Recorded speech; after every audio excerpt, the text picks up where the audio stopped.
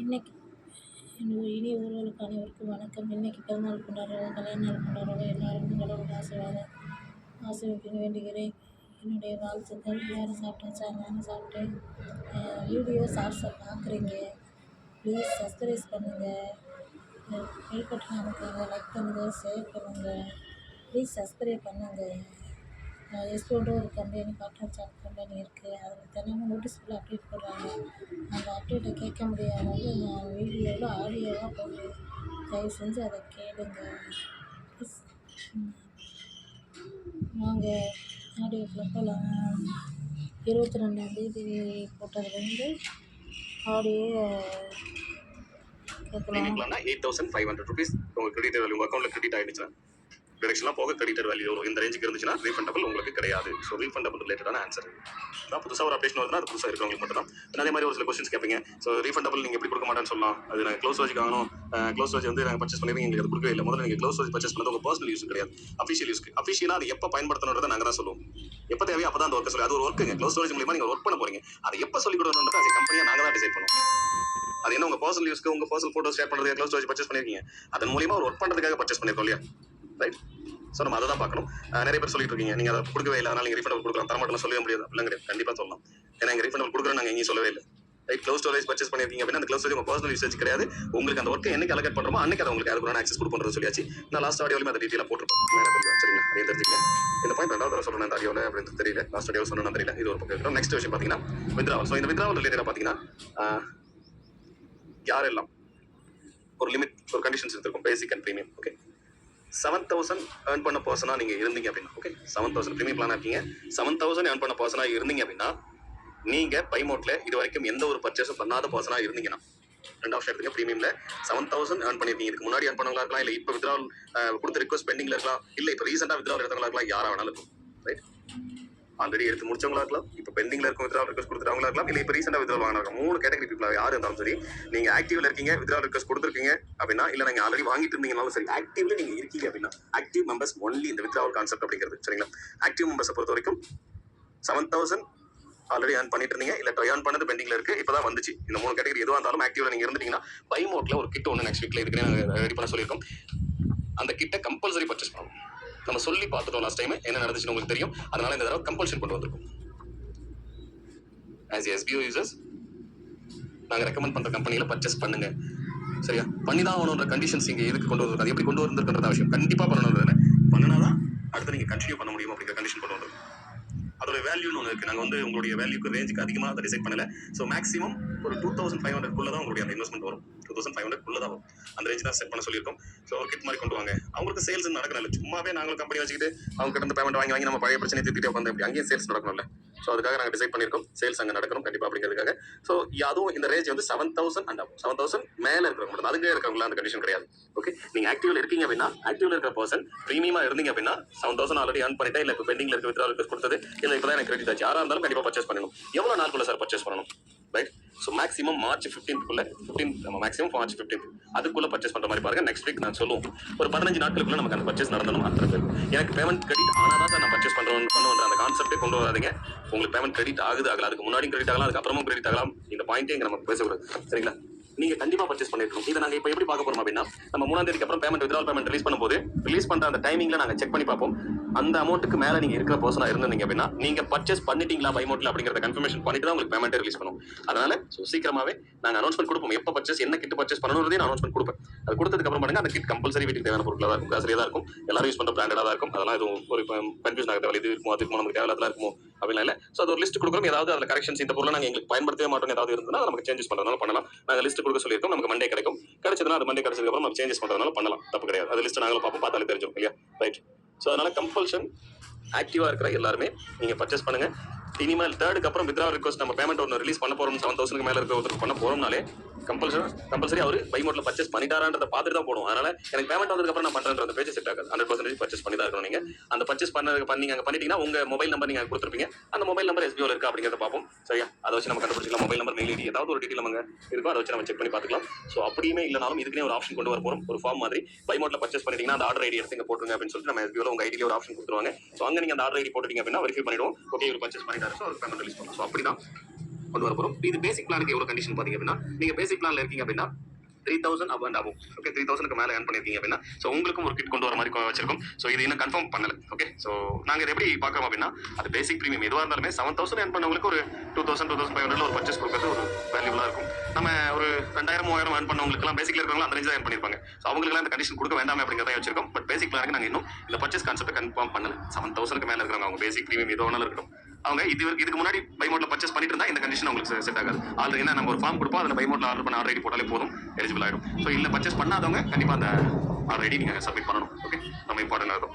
So அது பாத்துங்க. So next வீக்ல அந்த பர்ச்சேஸ் பண்ற மாதிரி இருக்கும். இது வித்ராவலுக்கு பர்ச்சேஸ் பண்றதுக்கான ஆப்ஷன். மத்தபடி வேற எதுவும் எக்ஸ்ட்ரா அந்த 4000க்கு மேல இருக்கிற அந்த எக்ஸ்ட்ரா அமௌண்ட்லாம் பர்ச்சேஸ் பண்ணணும்னு சொன்னது அதெல்லாம் எதுவும் தேவையில்லை. அதையும் ஸ்டாப் பண்ணியாச்சு. ஜஸ்ட் 2000 to 2500 அந்த ரேஞ்சுக்குள்ள தான் அந்த கிட்டோட வேல்யூ இருக்கும். அதை மட்டும் நீங்க பர்ச்சேஸ் பண்ணாலே போதுமானது. அதுவும் 7000க்கு மேல இருக்கிறவங்க மட்டும்தான். ஓகே, சரிங்களா? சோ இது வித்ராவல் ரிலேட்டடா இருக்கிறது. யாத மெசேஜ் போறோம். எனக்கெல்லாம் ஒரு நாளைக்கு மினிமமா 100 பேர் எனக்கு திட்டுவாங்க. என்ன என் பேரை சொல்லி திட்டுற எஸ்பிஓ கேர்ல மெயில்ஸ்ல மெசேஜஸ்ல மினிமமா 100 பேர் கம்மியா எனக்கு திட்டம் கண்டிப்பா இருக்க மாட்டாங்க. அது இப்போ ஒரு 3 நாளா வேற மாதிரி போயிட்டு இருக்கு. அவங்க மென்டாலிட்டி, அவங்க நாலேஜ் அவ்வளவுதான், அவங்க ரேஞ்ச் அவ்வளவுதான். நம்ம அவங்க ரேஞ்சுக்கு இறங்கி போய் பதில் திட்டிட்டு இருக்க முடியாது இல்லையா? ஏதாவது கேள்விகள் கேட்கறாங்கன்னா அந்த கேள்வி நியாயமா இருக்கு அப்படின்னா பதில் சொல்லலாம். இல்ல தப்பா புரிஞ்சுக்கிட்டு கேள்வி கேட்கறாங்கன்னா அவங்களுக்கு பதில் சொல்ல ட்ரை பண்ணலாம். இல்லங்க நாங்க இந்த அர்த்தத்தை தான் சொல்றோம், இதுதான் பிரச்சனை சொல்ல ட்ரை பண்ணலாம். இல்ல அவங்களுடைய நோக்கமே நம்ம குறை சொல்றதா திட்டுறதா, நம்ம சொல்றதை புரிஞ்சுக்கிறது கிடையாது அப்படின்போது அவங்களை விட்டுட்டு நம்ம அடுத்த வேலை பார்க்கறதா கரெக்டா இருக்கும். பதிலுக்கு பதில் அவங்களை திட்டுறது, அவங்க திட்டின மாதிரி நம்ம திட்டுறது, அவங்களோட மோசமான நம்ம திட்டுறது சரி வராது. அதை யாரும் எஸ்பிஓல இருக்கிற யாரும் பண்ணாதீங்க. ஏன்னா நாங்க உருவாக்க நினைக்கிறது எஸ்பிஓன்றது ஒரு பிராண்டா உருவாக்க நினைக்கிறோம். இங்க இந்த மாதிரியான விஷயங்கள், இந்த மாதிரியான கசப்பான சம்பவங்கள் இருக்கக்கூடாதுன்னு நினைக்கிறோம். எல்லாத்திட்டையும் நாங்களே வாங்கிக்கிறோம், எல்லா பிரச்சனையும் நாங்களே ஹேண்டில் பண்ணிக்கிறோம். இப்போ இந்த மாதிரி நாங்க இன்னைக்கு 2 விஷயத்தை சேஞ்ச் பண்ணிருக்கோம். 2 பெரிய பெனிஃபிட்டா இருக்கக்கூடிய 2 பாயிண்ட்ஸ் நாங்க சேஞ்ச் பண்ணிருக்கோம்னா அதுல எஸ்பிஓக்கு வரக்கூடிய அந்த ஸ்ட்ரகிள்ஸ் அப்படிங்கிறது எங்களுக்கு தெரியும். அதை நாங்களே ஹேண்டில் பண்ணிக்கிறோம். தெரிஞ்சுதான் பரவாயில்லை அப்படின்ற ஒரு முடிவு எடுத்திருக்கோம். ஏன்னா இது நம்ம அடுத்தடுத்த கட்டத்துக்கு கொண்டு போகும். ரைட்? அப்ப நீங்கெல்லாம் அந்த மெச்சூரிட்டி பீப்புளா மட்டும்தான் இருக்கணும். ஒரு ஆன்லைன்ல வந்து ஆன்லைன் பார்ட் டைம் ஜாப்னாலே அங்க இருக்கிறவங்க எல்லாம் அப்படியே ஏனோதானு வருவாங்க போவாங்க. அந்த மெச்சூரிட்டி இல்லாத பர்சனா தான் இருப்பாங்க. காசு இருக்கு, காசு சம்பாதிக்கணும், நிறைய சம்பாதிக்கணும், நிறைய வாரி போட்டுக்கணும் அப்படிங்கிற ஒரு அந்த இவ்வளவு போட்டா இவ்வளவு வரும் அப்படிங்கிற அந்த ஆசையில வரவங்களா தான் இருப்பாங்க. அதை பத்தின எந்த ஒரு நாலேஜ்மே இல்லாத மெச்சூரிட்டி இல்லாத பீப்புள் தான் ஆன்லைன் பார்ட் டைம் ஜாப்ல நிறைய பேர் இருப்பாங்க. ஏன் எக்ஸ்பீரியன்ஸ் சொல்றது உண்மையும் கூட. எஸ்பிஓலையும் அப்படிதான் 70% பீப்புள் இருக்காங்க. நான் இல்லைன்னு சொல்லவே இல்லை. அவங்களை மாத்துறதுக்காக தான் நம்ம ரீஃபண்டபிள் ஆப்ஷன் கொடுத்தோம். உங்களால முடியாது, தயவு செய்து விலகிடுங்க. ஏன்னா நீங்க உங்களால சேட் பண்ற அளவுக்கு நாங்க சொல்றதை புரிஞ்சுக்கிட்டு ஒர்க் பண்ண முடியுமா? கண்டிப்பா முடியாது. அதனாலதான் விலகிடுங்க. ஏன்னா ஒருத்தர் உட்காந்துட்டு ஒரு டெலிகிராம் குரூப்ல போயிட்டு ஆடியோ போடுவார், பெருசா பயங்கரமா போடுவார், பயங்கரமா கேள்வி கேட்பாரு. பட் நம்ம ஒரு ஒர்க் கொடுத்தோம்னா அந்த ஒர்க்கை தப்பா தான் பண்ணி வைப்பாரு. மைக்ரோ டாஸ்க் ஒர்க்ல 50 பேர் நாங்க எடுத்து செக் பண்ணோம்னா 40 பேர், கிட்டத்தட்ட 40 பேர் தப்பா பண்ணிருக்காங்க. என்ன பண்ணிருக்காங்க? ஸ்டோரி போஸ்ட் போட்டுட்டு அந்த லிங்க் எடுத்து எங்களுக்கு அப்டேட் பண்ணிருக்காங்க. ரைட்? அது அங்க அப்லோட் ஆகுது அப்படிங்கிறதுக்காக. ஏன்னா அது அப்லோட் ஆகும். ரைட்? அது பேஸ்புக்கோட லிங்க் அப்படிங்கிறதுனால. ஏன்னா பேஸ்புக்ல நீங்க என்ன போட்டீங்க அப்படிங்கறத எங்களால இப்போதைக்கு இருக்கிற எங்களுடைய டெக்னாலஜிக்கு அதை மானிட்டர் பண்ண முடியாது. சரிங்களா? கண்டென்ட் ரைட் பண்ற மாதிரி அதை மேம்ல தான் பண்ணணும். மேம்ல செக் பண்ணும்போது மாட்டீங்க, பூரா ரிஜெக்ட் பண்ண வேண்டியதா இருக்கு. எல்லாமே ஸ்டோரி அடுத்த நாளே காணாம போயிடும். பிரைவேட்ல போட்டு வைக்கிறீங்க. அடுத்து அது ஆக்சஸ் எங்களால பார்க்கவே முடியாது. பப்ளிக்ல தான் இருக்கணும். பிரைவேட்ல போடக்கூடாது. இதுதான் நீங்க கத்துக்கிறது. என்ன கத்து கொடுக்குறீங்க நீங்க? என்ன இதுதான் உங்களுக்கு நாங்க கத்து கொடுத்துட்டு இருக்கோம். ஒரு போஸ்ட் எப்படி போடுறது ஒரு சோசியல் மீடியாவில் தெரியாது இல்லையா? இப்ப நாங்க சொல்லி கொடுக்கோம். பப்ளிக்ல வைக்கணும். ரைட்? போஸ்டா போடணும். ஸ்டோரிக்கு போஸ்ட்டுக்குமான வித்தியாசம் மீடியா பேஜ் குரூப்ல போய் பாருங்க எவ்வளவு வீடியோஸ் இருக்கு சம்பந்தமா. சரி, தெரிஞ்சுக்கிட்டு செய்யுங்க. யாருமே இங்க கத்துக்க நாலேஜ் இல்லாதவங்களும் அடிச்சு விட்டுறணும் அவசியம் இல்லை. கத்துக்க ட்ரை பண்ணாத இருக்காங்க பாத்தீங்களா? நம்ம என்ன சொல்லி கொடுத்தாலும் புரியும். மீடியா பேஜ் ஒரு குரூப் இருக்கு. அந்த குரூப்ல அவ்வளவு விஷயங்கள் சொல்லி கொடுக்குறாங்க. அங்க வெட்டியா அரட்டடிக்கிறது, கதை பேசுறது, மத்தவங்களை திட்டது மாதிரியான வீடியோக்கெல்லாம் நீங்க பார்க்கவே முடியாது. கண்டிப்பா ஏதாவது ஒரு விஷயம் யூஸ்ஃபுல்லான வீடியோ தான் இருக்கும். ஏதாவது ஒரு இன்ஃபர்மேட்டிவ் வீடியோ. அதை தெரிஞ்சுங்க. கத்துக்க வேண்டிய ஒரு சிச்சுவேஷன்ல தான் நம்ம இருக்கும். ஸோ இனி நம்ம நியூ ஜாயினிங் ஸ்டார்ட் பண்றோம்னா அவங்க என்ன கேள்வி கேட்டாலும் டக்கு பதில் சொல்ற இடத்துல நாம இருக்கணும். கரெக்ட் தான். அப்பதான் நம்ம இவ்வளவு நாளா எஸ்பிஓல இருந்ததுக்கு ஒரு எப்படி மரியாதைன்னு சொல்லலாம் இல்லையா? அதுதானே நம்ம என்ன கத்துக்கிட்டோம் இவ்வளவு நாளா நம்ம எக்ஸ்பீரியன்ஸா ஒரு சீனியரா இருந்து என்ன நம்ம கத்துக்கிட்டோம்ன்றது. ஸோ அதனால நிறைய விஷயங்களை கத்துக்கிற ரெடியா இருங்க. அடுத்தடுத்து 10 நாளைக்கு ஒரு தடவை 2 வீக்ஸ் ஒன்ஸ் உங்களுடைய டாஸ்க்ல சின்ன அப்டேஷன் புதுசா ஆட் பண்ணிட்டே இருக்கும். ஏன்னா எடுத்தோடனே மொத்தமா கொடுத்து தான் பண்ண கொடுக்க மாட்டோம். கொஞ்சம் கொஞ்சமா அந்த சேஞ்சஸ் பண்ணிட்டே இருப்போம். ஸோ ஏன்னா எனக்கு தெரிஞ்ச ஒரு மேக்ஸிமம் ஒரு 2 monthsக்குள்ளவே இப்போ ஆக்டிவா இருக்கிறவங்க எல்லாம் ட்ரைனிங் பீரியட் முடிச்சு அவங்க ரெகுலர் ஒர்க்கு போக ஆரம்பிச்சுவாங்க. சரிங்களா? ஸோ அதுக்கான வேலைகள் தான் நாங்கள் பார்த்துட்டு இருக்கோம். அப்போ இந்த அடுத்த 2 months நம்ம என்ன பண்ண போறோம்? ரொம்ப குயிக்கா நிறைய விஷயங்களை கத்துக்க போறோம். கிளவுட் ஸ்டோரேஜ்ல போயிட்டு ஒரு ஃபைல் அப்லோட் பண்ணணும்னா, ஏன்னா இங்க நிறைய பேருக்கு இன்ஸ்டாகிராம்ல எப்படி ஃபுல் இமேஜ் வர மாதிரி போஸ்ட் போறதுன்னு தெரிய மாட்டேங்குது. தெரிஞ்சவங்க வீடியோ போடுங்க, மீடியா ஆஃபீஷியல் எடுத்து போடுங்க. அது தெரியாதவங்க கத்துக்குவாங்க. தெரியாதவங்க மீடியா ஆஃபீஷியல் குரூப்ல போய் ஜாயின் பண்ணுங்க. அதோட லிங்க் வெல்கம் உங்களுடைய எஸ்பிஓ போர்ட்டல் லாகின் பண்ணோனே வெல்கம் பேஜ்ல இருக்கும். அதோட லிங்க் ஜாயின் பண்ணிடுங்க. சரியா?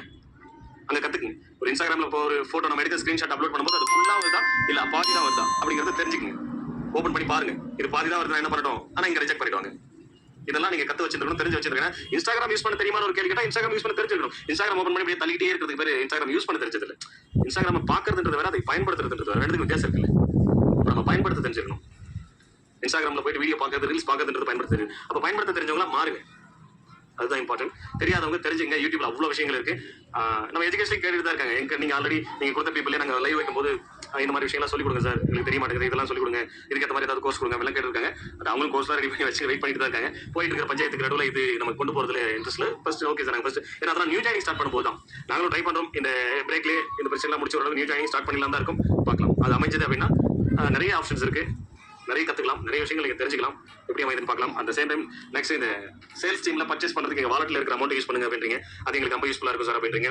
ஸோ அதுக்குமே முயற்சி பண்றோம். பெட்டரா அது பண்ண முடியும் அப்படின்னா ஓகே தான். பட் கம்பல்சரி பை மோட்ல கூப்பன் பர்ச்சேஸ்ன்றது ரொம்ப கஷ்டம். நாங்கள் நேற்று கூட பேசி பார்த்தோம். ஸோ இன்னும் கொஞ்சம் பேர் இருக்காங்க சார், ஒரு 5000-10,000 பேர் வருவாங்க, இன்ட்ரெஸ்டா இருக்காங்க, அவங்களுக்கு கொடுக்கலாம் அப்படின்னு. பட் அவங்க இன்ட்ரெஸ்ட் இல்லை.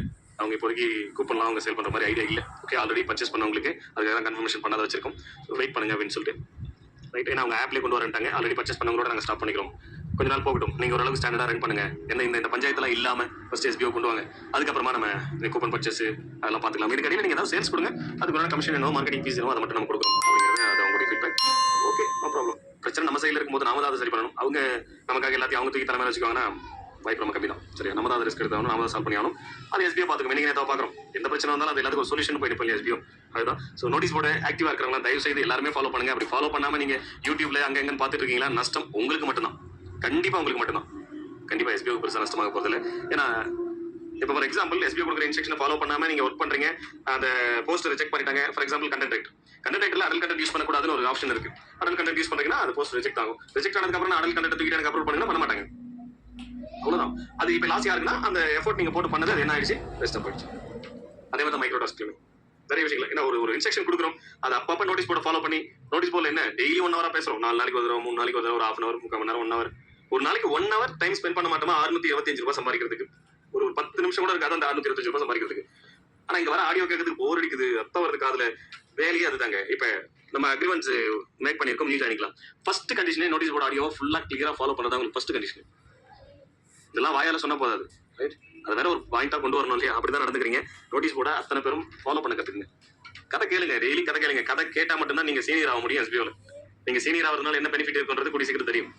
அது என்ன பெனிஃபிட் அப்படிங்கிறது. இல்லைன்னா இந்த கதையெல்லாம் நீங்க கேட்காம போயிட்டீங்க அப்படின்னா புதுசா வரவங்க உங்களை ஓவர்டேக் பண்ணிட்டு போயிடுவாங்க. அவங்க உங்களோட அதிகமாக earn பண்ண ஆரம்பிச்சிருவாங்க.